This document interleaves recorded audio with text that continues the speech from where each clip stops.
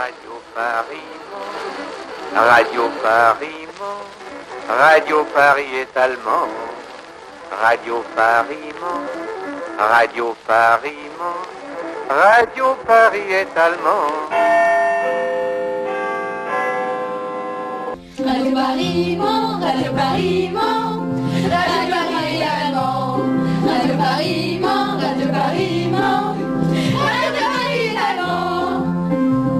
Dès juin 1940, la radio anglaise devient la voix de la résistance française, voix incarnée en premier lieu par Charles de Gaulle dans son appel du 18 juin, renouvelé le 22. Les Français refusant la défaite et l'armistice signé par le maréchal Pétain bénéficient à partir de juillet 1940 d'un temps d'antenne qui va aller croissant durant les 4 années de guerre, avec 2 émissions phares, Honneur et Patrie et Les Français parlent au français. Dans la guerre des ondes que se livrent Londres et Paris, la chanson trouve sa place aux côtés des messages personnels, des sketchs et des communiqués. La chanson pour contrer la propagande nazie, pour lutter contre l'occupant, pour garder l'espoir. Mais que nous disaient ces chansons de la BBC ? L'équipe de l'émission Les Français parlent au français, menée par Jacques Duchesne, se compose de journalistes, de compositeurs, d'auteurs, mais aussi de dessinateurs, comme Jean Oberlé, auteur du slogan Radio Paris Mans, et Maurice Van Mopes. Sur un ton humoristique, ce dernier se spécialise dans le détournement de chansons populaires, connues de tous les auditeurs. La mère Michel devient le père Musso, et Hitler fait Youplaboum à la place de Prosper. Mais il reste surtout l'auteur de la chanson des V, qui sur l'air de la 5e symphonie de Beethoven, encourage les Français à tracer les V de la victoire sur les murs de France. En 1944, 25 chansons de Maurice Van Mopes sont regroupées dans ce petit livret et larguées au-dessus de la France par la Royal Air Force. Mais vous pouvez faire en des V les Doriforts, et sans remords, et sans danger, vous sifflerez, vous chanterez, V, V, V, V. À l'automne 1943, après un long périple qui l'a conduit dans les prisons espagnoles, l'humoriste Pierre Dac rejoint la France libre à Londres et propose ses services à l'équipe française de la BBC. Prenant la relève de Maurice Van Mopes, il parodie lui aussi des airs populaires, mais sur un ton beaucoup plus féroce que son prédécesseur. À travers ses chansons, comme par exemple « Et tout ça, ça fait », il condamne le gouvernement de Vichy et les collaborateurs qu'il qualifie de racailles honteuses, mauvais français et saletés. Il épingle aussi les vedettes qui ont fait des sourires aux Boches. Contrairement aux collaborateurs, les résistants sont désignés comme d'excellents Français, des hommes au grand cœur, sans reproche et sans peur. Et tout ça, ça fait...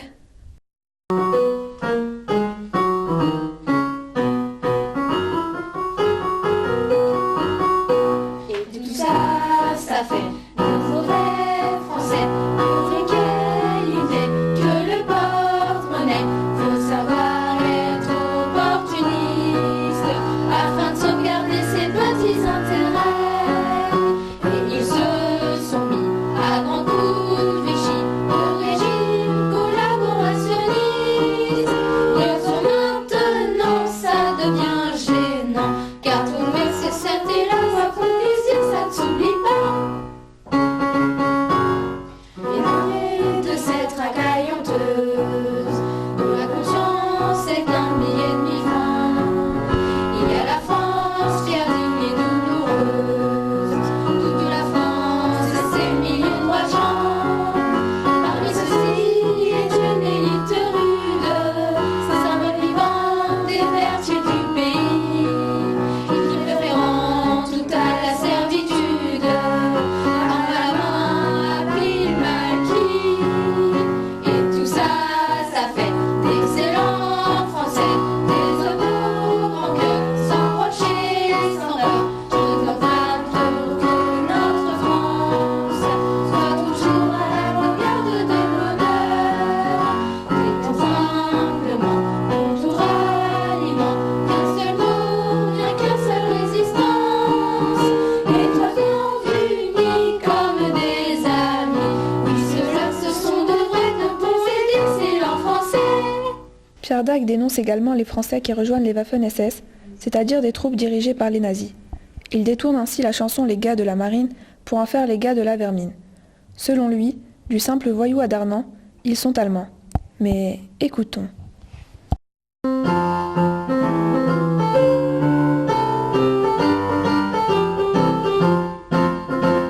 Quand on est un salaud, un vrai, un pur, un beau, on se met au service de la maison Himmler, de la maison Himmler. Puis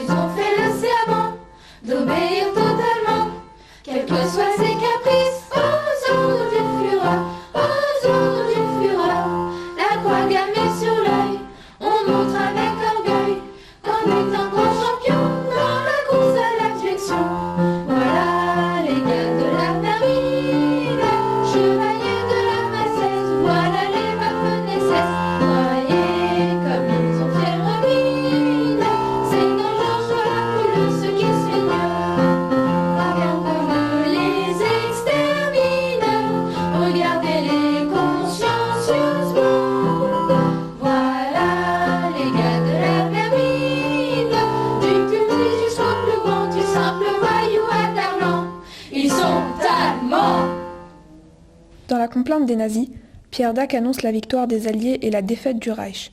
Selon lui, la peur a changé de camp et la terreur est maintenant du côté des hitlériens et des collaborateurs. Il les menace tous de la corde et du poteau.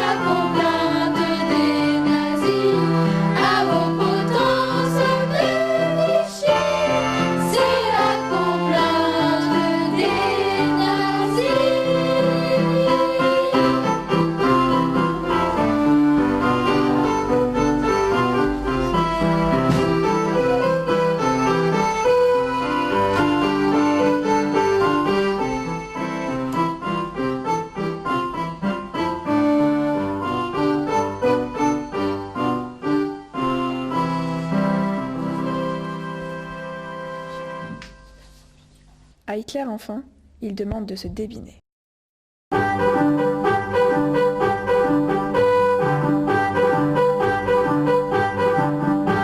Hitler, débine-toi, Hitler, débine-toi, Hitler, débine-toi bien vite.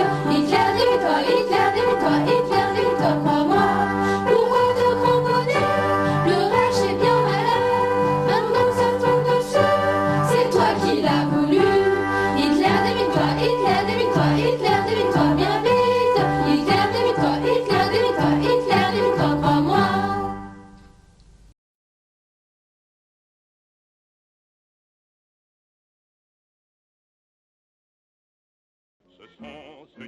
Les chansons de la BBC ne sont pas toutes sur un ton humoristique, en particulier lorsqu'il s'agit de rendre hommage au maquis, que Philippe Henriot présente comme un ramassis de terroristes apatrides et de gamins. Ainsi, Maurice Van Mopes et Francis Chagrin composent ceux du maquis, pour l'émission Les Français parlent au français. Là encore, la partition est parfois larguée par les avions de la RAF afin d'en assurer une large diffusion. Et puis bien évidemment, il y a le chant des partisans. Le chant des partisans ou chant de la libération a été composé par Anna Marly et écrit par Joseph Questel et Maurice Druon.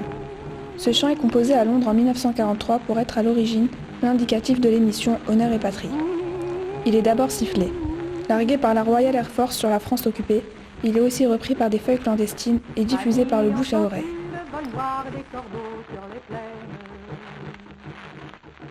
Annie, entends-tu les cris courts du pays qu'on enchaîne? Enfin, la Marseillaise, hymne national connu de tous, devient aussi un chant de résistance. Radio Londres appelle les Français à la chanter, en particulier lors des manifestations du 14 juillet 1942, manifestations interdites par Vichy et par l'occupant.